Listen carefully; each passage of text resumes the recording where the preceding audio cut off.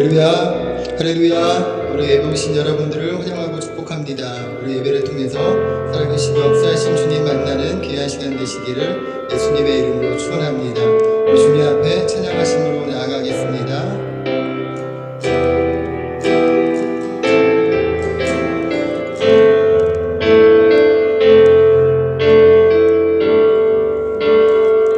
오소서 진리의 성령님, 오소서 진리의 성령님,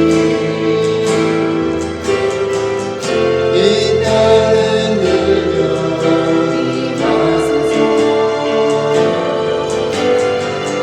거짓과 가로 죄악의 무지 우리 가슴 정케 하소서.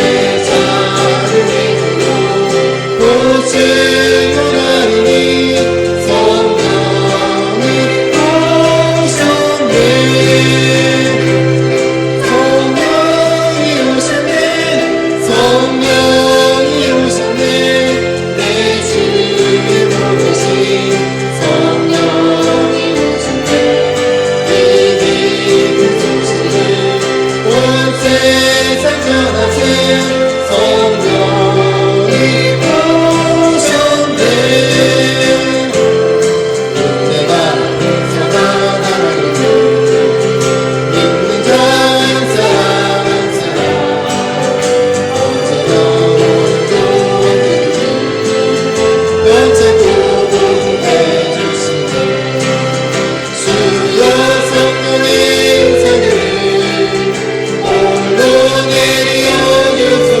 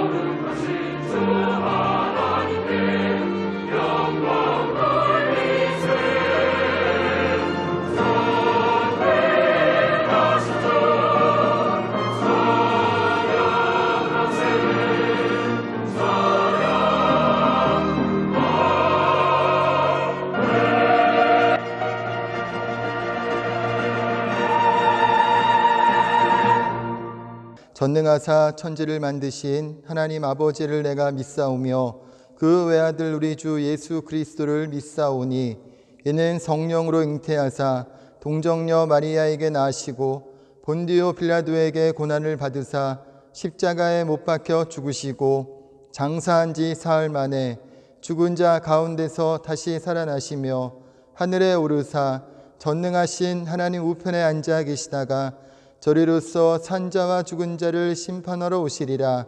성령을 믿사오며 거룩한 공회와 성도가 서로 교통하는 것과 죄를 사하여 주시는 것과 몸이 다시 사는 것과 영원히 사는 것을 믿사옵나이다. 아멘.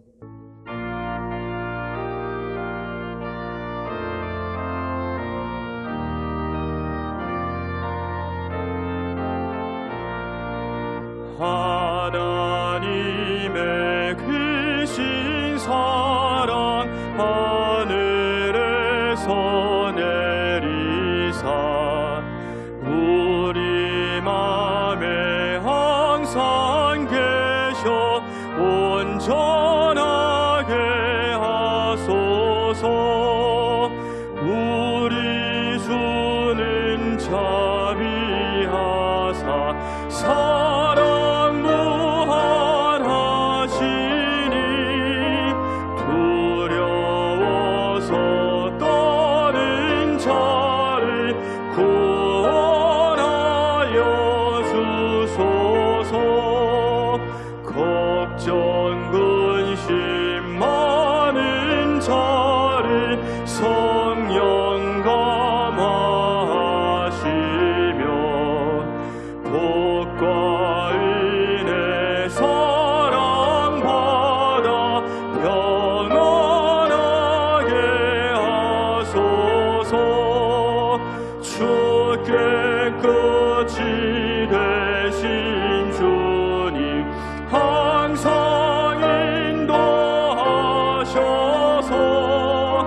마귀 유혹받는 것을 속히 끊게 하소서. 전능하신 아버지여 주의 능력 주시고 우리 맘에 임하셔서 떠나가지 마소서.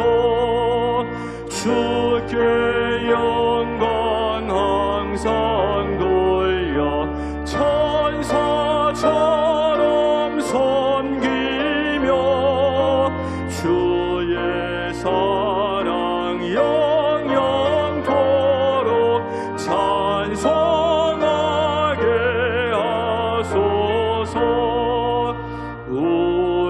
우리들이 거듭나서 흠이 없게 하시고 주의 크신 구원받아 온전하게 하소서. 영광에서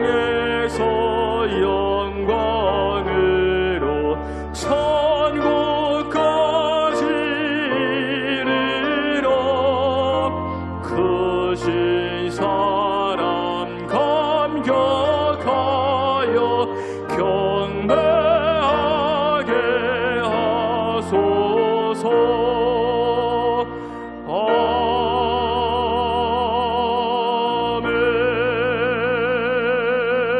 아멘. 전능하신 하나님 아버지, 오늘도 아버지께서 예비하신 날을 저희들에게 허락하시어서 기도하고 또한 말씀으로 하나님을 만나 뵙는 귀한 시간 허락하시니 감사합니다.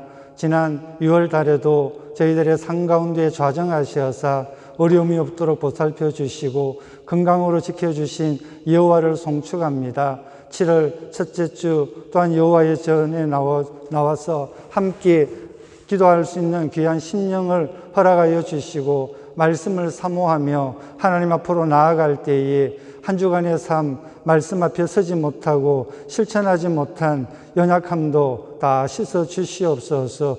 여호와의 긍휼하심과 인자하심만이 우리들의 삶 가운데 넓게 퍼져 있음을 늘 기억하게 하시어서 여러 가지 상황과 여건 가운데서도 하나님을 잘 섬기지 못하며 아버지 하나님 말씀 앞에 충성함을 하지 못했던 부족함도 이 시간 다 씻어 주시옵소서. 예수 그리스도 보혈의 그 능력으로 우리들을 새롭게 하셔서 말씀에 새 힘을 얻게 하여 주시고 그 말씀으로 인하여 우리들의 삶 가운데 예수 그리스도 이름이 증거되기를 간절히 소원합니다.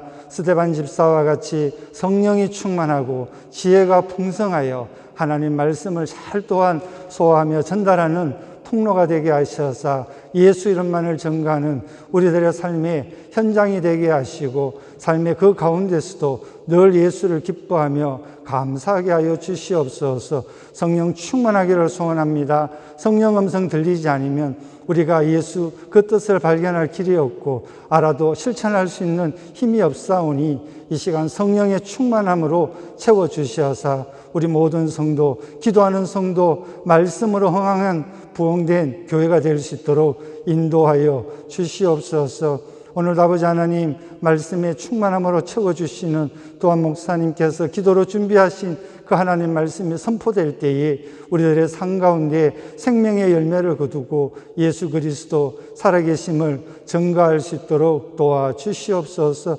뜻이 계셔서 이 프랑크푸르트 지역에 순복음교회를 세우셨사오니 하나님을 기쁘시게 하는 귀한 교회 되게 하시고 예수 이름만이 증거될 수 있도록 도와주시고 우리 모두가 아버지 하나님 상황과 여건을 다 뛰어넘어 함께 모여 기도하여 하나님을 기쁘시게 하는 복된 교회로 성장 발전하는데 부족함이 없도록 인도하여 주시옵소서. 예배 첫 시간부터 끝까지 성령께서 운행하셔서 그 말씀으로 인하여 우리가 더욱더 새로운 소망과 희망과 믿음으로 주님을 기쁘시게 하는 복된 자들 다 되게 하여 주시옵소서. 감사드리며 예수님 이름으로 기도합나이다. 아멘.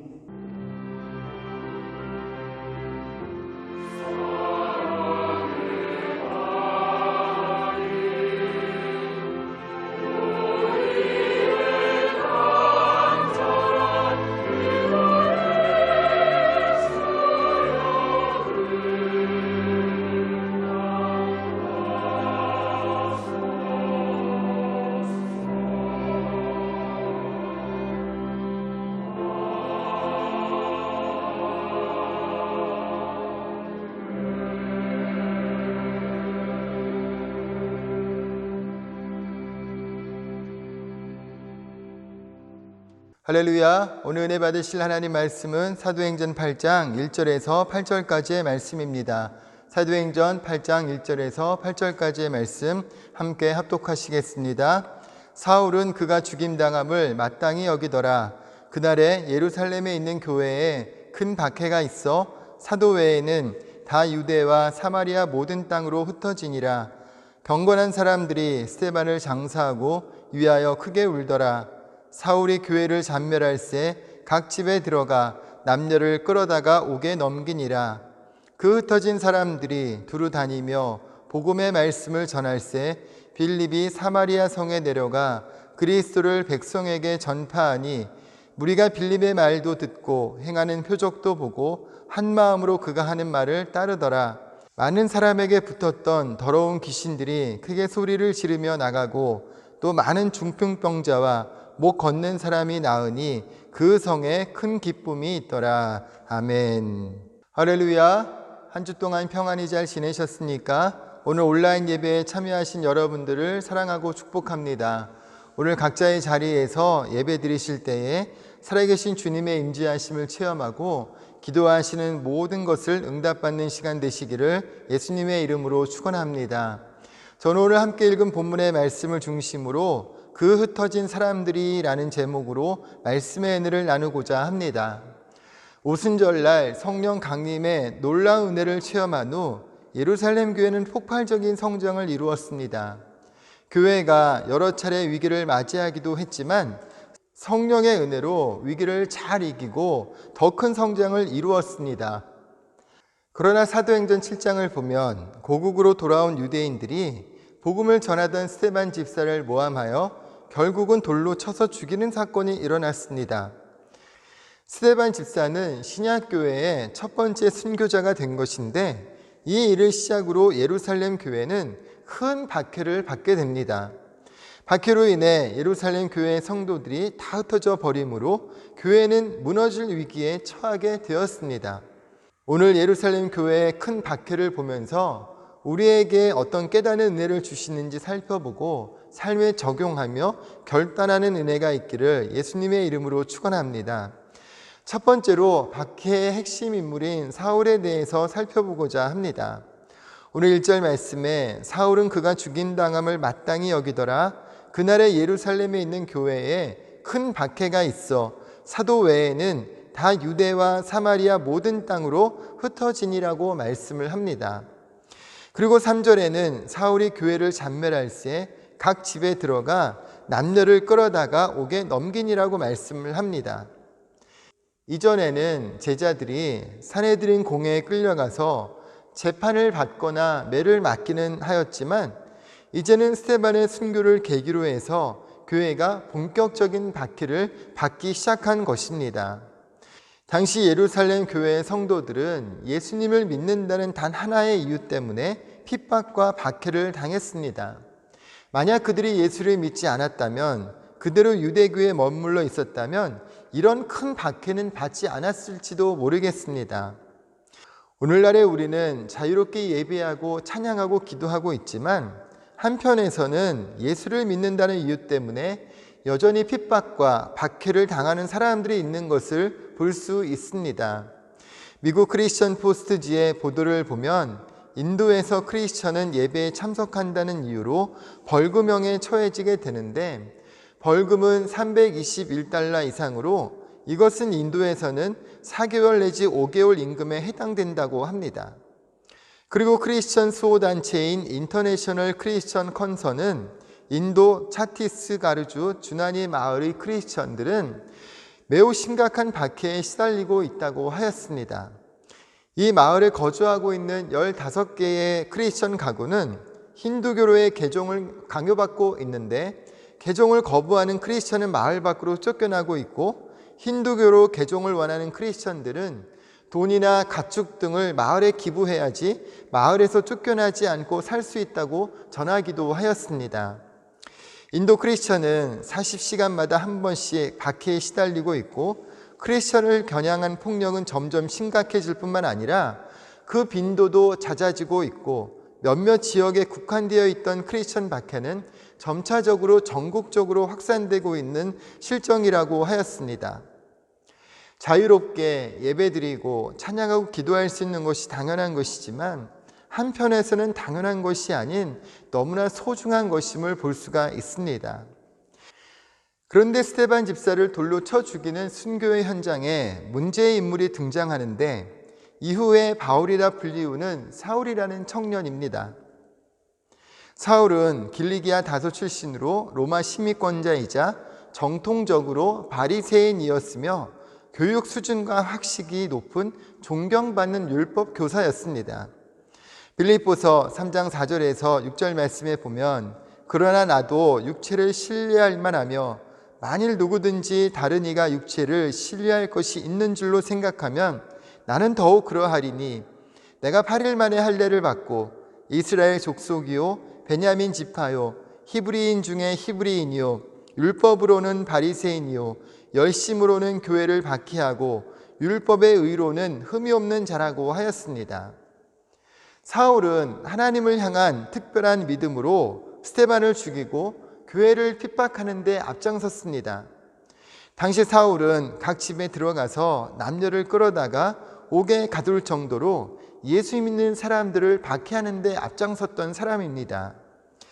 예수님은 요한복음 16장 1절과 2절에서 제자들에게 내가 이것을 너희에게 이름은 너희로 실족하지 않게 하려 함이니 사람들이 너희를 출교할 뿐 아니라 때가 이르면 물은 너희를 죽이는 자가 생각하기를 이것이 하나님을 섬기는 일이라 하리라고 말씀하셨습니다. 예수님의 말씀과 같이 사울은 교회를 핍박하고 성도를 박해하는 것이 곧 하나님을 섬기는 일이라고 확실하게 믿었습니다. 사울이 교회를 핍박하고 성도를 이렇게 박해하는 것은 하나님께서 예수를 통해 교회를 세우시고 그 교회를 통해 구속의 섭리를 이어가신다는 사실을 몰랐기 때문이었습니다. 사울이 이처럼 교회를 핍박하고 성도들을 박해하는 것은 하나님께서 예수를 통해 교회를 세우시고 그 교회를 통해 구속의 섭리를 이루어 가신다는 사실을 몰랐기 때문이었습니다. 사울이 예수님을 만난 이후 사도 바울로서 복음을 전할 때에 자신이 교회를 핍박한 것은 알지 못하고 행한 것이라고 고백하였습니다. 디모데전서 1장 13절에 내가 전에는 비방자요 박해자요 폭행자였으나 도리어 긍휼을 입은 것은 내가 믿지 아니할 때에 알지 못하고 행하였음이라고 말씀하고 있습니다. 사도 바울은 이것을 무식한 열심이라고 하였습니다. 로마서 10장 1절에서 3절에 형제들아 내 마음에 원하는 바와 하나님께 구하는 바는 이스라엘을 위함이니 곧 그들로 구원을 받게 함이라.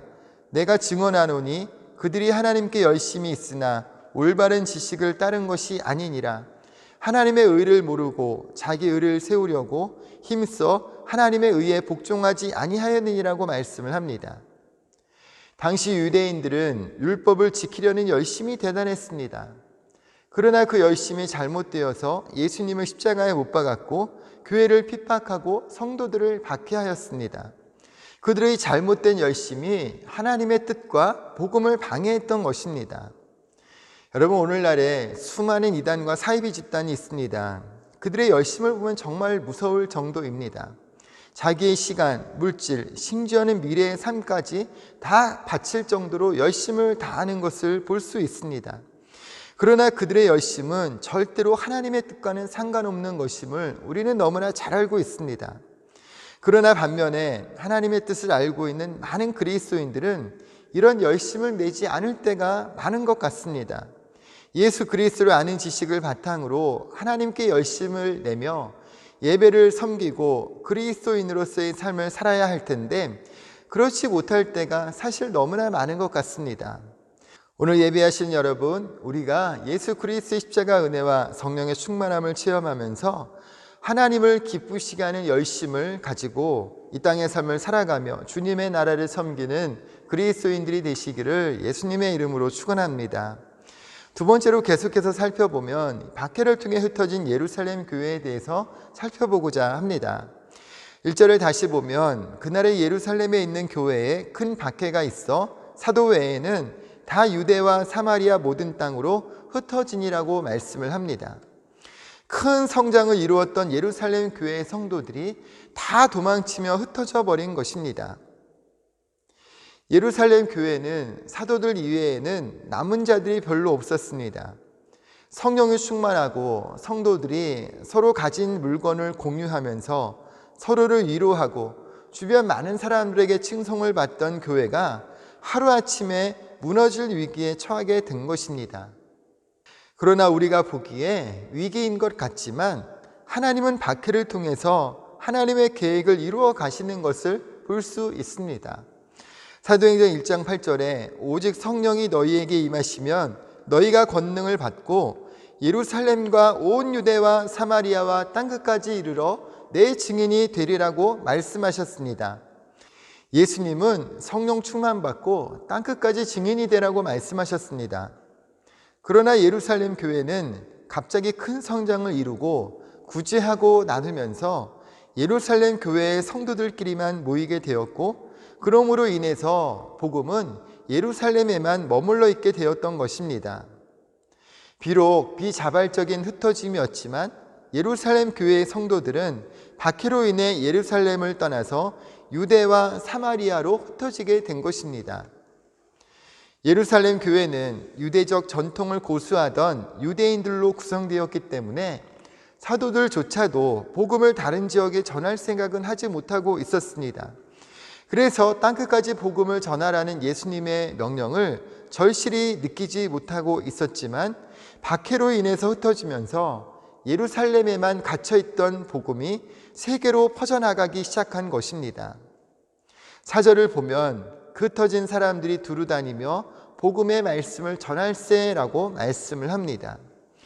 강제적으로 흩어진 사람들이었지만 그들은 가는 곳마다 복음을 전했습니다. 핍박을 받아 흩어진 성도들이 핍박을 피해 안전한 곳에 숨어버린 것이 아니라 두루 다니면서 복음을 전했습니다. 이것은 자신들이 그리스도인임을 숨기지 않고 담대하게 복음을 전했다는 것입니다. 그들은 받은 은혜를 통해 그리스도인의 정체성을 잃지 않았고 예수님의 명령을 따라 가는 곳마다 복음을 전파한 것입니다. 그리스도인에게 가장 중요한 것은 복음을 전하는 삶을 사는 것입니다. 로마서 10장 14절에 그런즉 그들이 믿지 아니하는 일을 어찌 부르리요 듣지도 못한 일을 어찌 믿으리요 전파하는 자가 없이 어찌 들으리요 라고 말씀을 합니다. 그리스도인이 복음을 전하지 않으면 들을 수가 없다는 것입니다. 이처럼 복음 전파는 그리스도인의 사명이며 또 복음을 전하는 삶을 사는 것이 의무임을 말씀을 하고 있습니다.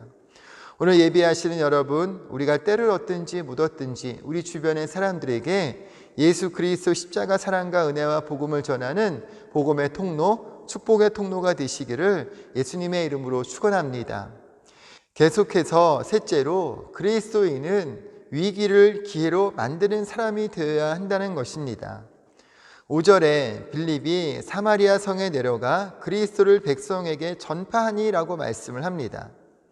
흩어진 사람들 중에 빌립 집사는 사마리아에 가서 복음을 전하여 많은 사람에게 붙어 있었던 더러운 귀신이 나가게 하고 많은 중풍병자와 못 걷는 사람이 낫게 함으로써 그 성에 큰 기쁨이 있게 하였습니다.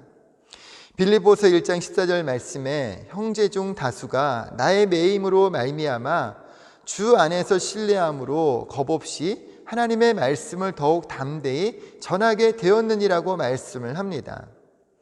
주 안에서 주님을 신뢰함으로 겁없이 하나님의 말씀을 더욱 담대히 전하게 되었다고 하였습니다. 박해 속에서도 낙심하며 절망한 것이 아니라 하나님을 신뢰함으로 더욱 담대히 복음을 전했던 것입니다.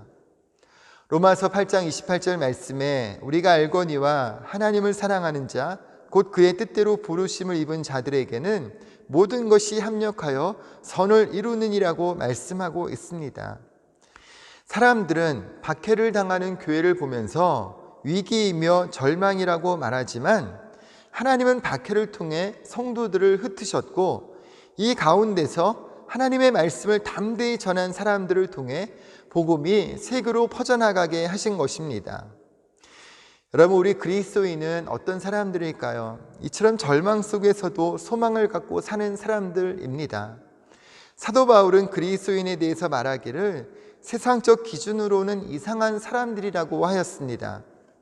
고린도후서 4장 7절에서 9절 말씀에 보면 우리가 이 보배를 질그릇에 가졌으니 이는 심히 큰 능력은 하나님께 있고 우리에게 있지 아니함을 알게 하려 함이라. 우리가 사방으로 우겨쌈을 당하여도 쌓이지 아니하며 답답한 일을 당하여도 낙심하지 아니하며 박해를 받아도 버림받지 아니하며 거꾸로 뜨림을 당하여도 망하지 아니하고 라고 말씀을 하고 있고 고린도후서 6장 8절에서 10절에서는 우리는 속이는 자 같으나 참되고 무명한 자 같으나 유명한 자요 죽은 자 같으나 보라 우리가 살아있고 징계를 받는 자 같으나 죽임을 당하지 아니하고 근심하는 자 같으나 항상 기뻐하고 가난한 자 같으나 많은 사람을 부유하게 하고 아무것도 없는 자 같으나 모든 것을 가진 자라고 말씀을 합니다. 세상에서 가진 것이 없고 능력이 없는 것 같고 상황도 환경도 우리 편이 아닌 것 같지만 그리스도 예수 안에 있는 사람들은 예수님의 생명력을 가지고 모든 절망과 위기를 축복의 기회로 주님의 뜻을 이룰 수 있는 기회로 만드는 사람들이라는 것입니다. 한국세브란스병원 국제진료센터 소장은 존 린튼인데 한국 이름은 인요한입니다. 인유한 박사의 린튼 가문은 5대째 한국에서 살면서 병원과 학교를 세워 한국 사람들을 도왔고 일평생을 한국 사람들을 위해서 살았던 사람들입니다.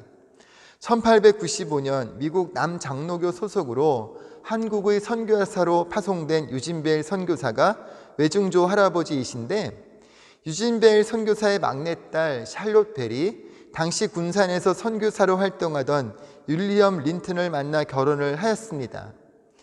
윌리엄 린튼은 1919년 군산 만세 시위의 지도자이기도 하고 48년 동안 의료, 교육, 선교 활동을 하셨던 분입니다.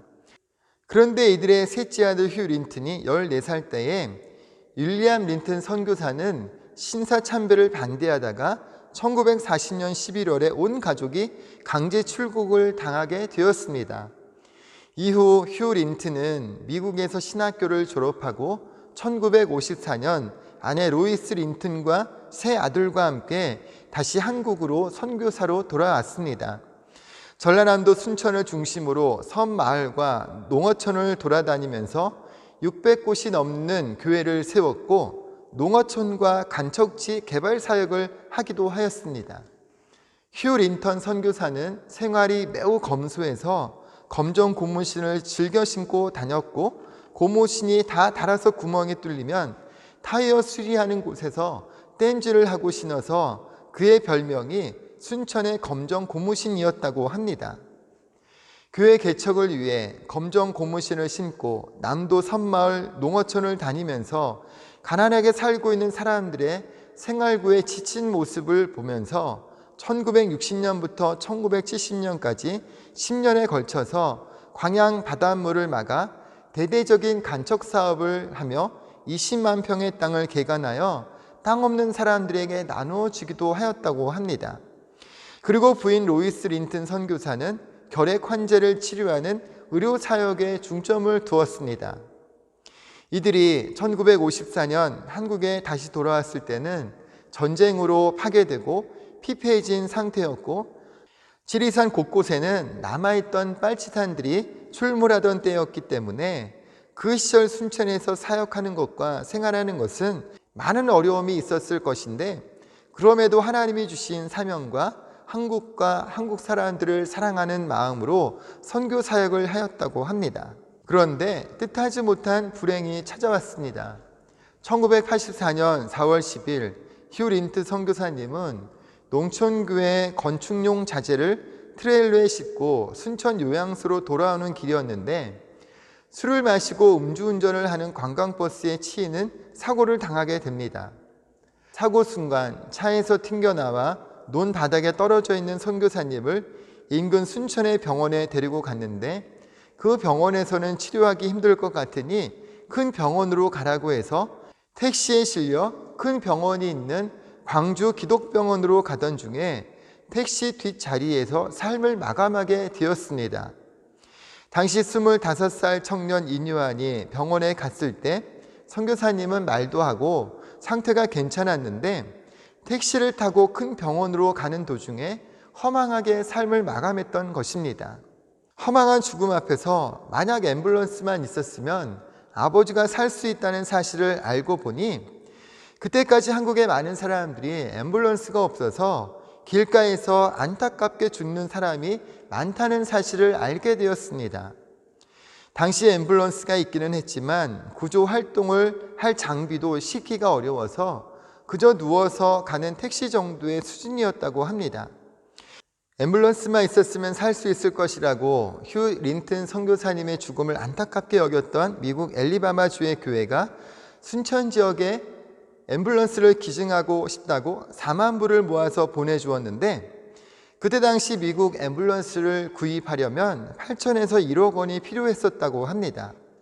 도저히 미국 앰뷸런스를 살 환경이 되지 않아서 목수와 철공업자를 직접 불러서 15인승 승합차를 직접 개조하고 좁은 골목이 많고 달동네가 많은 지역에도 출동할 수 있는, 그리고 의학적인 설비를 갖춘 한국형 앰뷸런스를 1993년에 처음으로 개발을 하게 됩니다. 최초의 한국형 앰뷸런스를 개발한 것입니다. 인유한 박사는 이것은 신성한 보복이었다. 이것으로 아버지의 한을 풀었다. 아버지와 같은 죽음이 이 땅에 다시는 없기를 바라는 마음으로 한국형 앰뷸런스를 개발했는데 아버지의 죽음으로 수많은 한국인의 생명을 구하게 되었다고 하였습니다. 여러분, 이것을 바로 전화위복이라고 합니다.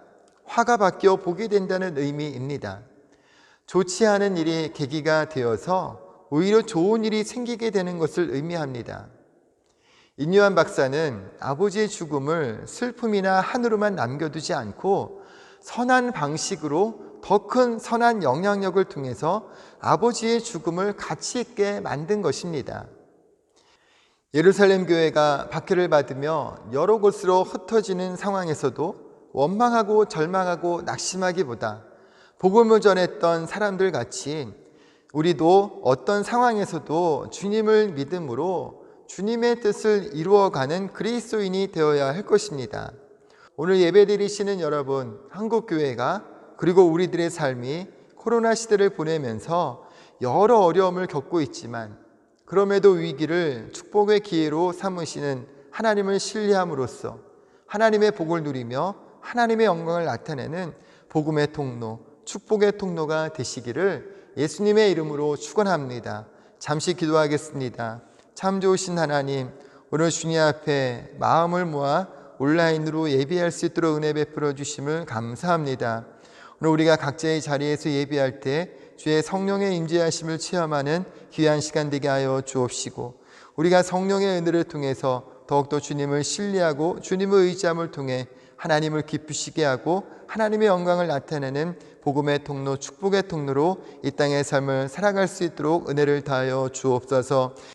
예루살렘 교회가 큰 박해를 당함으로 인해 교회가 무너질 위기에 처하게 되지만 하나님은 오히려 이 기회를 통하여서 예루살렘에 머물러 있던 복음이 유대와 사마리아로 세계로 퍼지게 하는 기회로 삼으셨음을 우리가 또한 살펴봅니다. 우리도 이 땅 가운데서 삶을 살아갈 때 우리의 삶의 연약함이 하나님의 축복의 기회가 되게 하여 주옵시고 우리의 삶의 연약함을 통해 일하시는 주님의 능력을 통해서 우리가 더욱더 힘써 주님의 영광을 나타내며 주님의 복음을 전하는 축복의 통로로 복음의 통로로 힘있게 살아갈 수 있도록 은혜를 더하여 주시옵소서. 오늘 주의 성령을 의지하며 여러 가지 크고 작은 기도의 제목을 가지고 간구하며 나가기를 원합니다. 교회를 위해서 기도하기 원합니다. 우리의 모든 기도와 간구가 하나님 앞에 반드시 응답받는 복된 시간 되게 하여 주옵소서. 믿고 감사드리며 예수님의 이름으로 축복하며 기도드립니다. 아멘.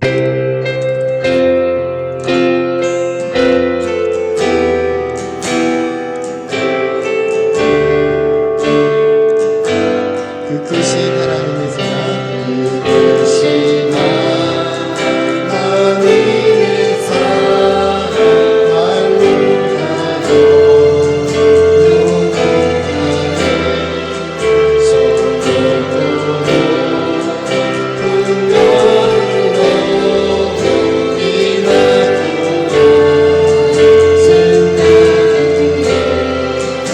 할렐루야요 영원하네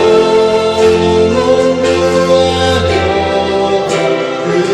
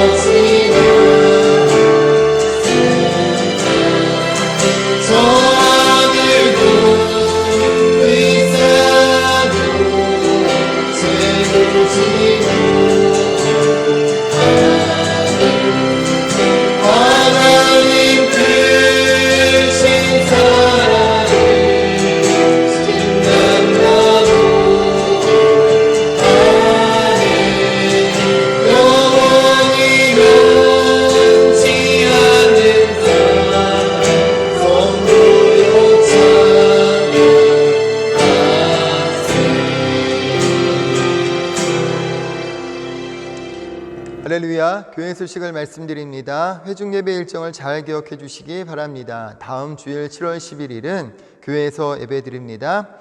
코로나 바이러스가 속히 퇴치될 수 있도록 기도해 주시고 건강관리 잘 하시기 바랍니다. 사랑의 동전 모으기에 계속적인 관심을 가져주시고요. 특별히 작정하신 헌금은 온라인 예배 시에 온라인으로 송금해 주시기를 바랍니다. 새벽 예배를 온라인으로 방송하는 중에 있습니다. 함께 동참하셔서 나라와 민족을 위해 교회를 위해 기도해 주시기를 바랍니다.